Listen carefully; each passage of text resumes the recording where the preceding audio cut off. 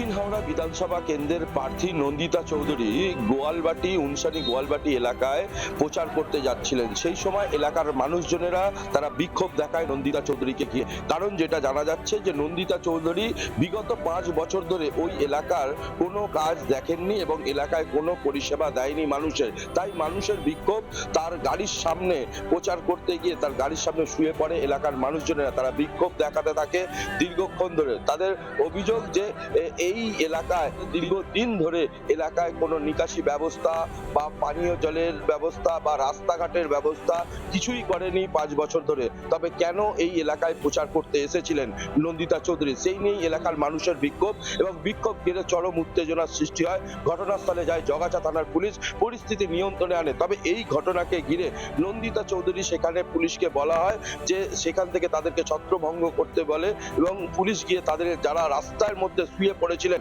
তাদেরকে তুলে সরিয়ে দেওয়া হয়। যে আজকে আপনি আবার সেই আমাদের কাছে ভোট চাইতে এসেছেন, কোথায় ছিলেন এতদিন? এটা তো মানুষ প্রশ্ন করবেই, সেটাই মানুষ আজকে প্রশ্ন করছে। আবার গাড়ির মধ্যেই বসে থাকবে, একটা অফিসে এসে বসে কিছুক্ষণ তারপরে চলে যাবে, এই তো তোমার কাজ? তোমার কাজ তো কোনোদিনও দেখতে পাইনি। কাজ যদি করে মানুষ তাহলে দেখা যায়, কাজের কোনো বিকল্প হয় না। তবে এলাকার মানুষের ক্ষোভ এখনো পর্যন্ত রয়েছে, কারণ যে তারা দীর্ঘদিনের এই এলাকার তিনি বিধায়ক হয়েছেন, যে আজও কেন এলো না সেই প্রশ্নই করছে এলাকাবাসী। হাওড়া থেকে প্রসেনজিৎ অধিকারী রিপোর্ট, রিপাবলিক বাংলা। নানা ধরনের কন্টেন্ট দেখার জন্য লাইক করুন, শেয়ার করুন আমাদের ফেসবুক পেজ, সাবস্ক্রাইব করুন আমাদের ইউটিউব চ্যানেল। পাশাপাশি অন্যান্য ব্রেকিং নিউজের জন্য অবশ্যই চোখ রাখুন রিপাবলিক বাংলায়।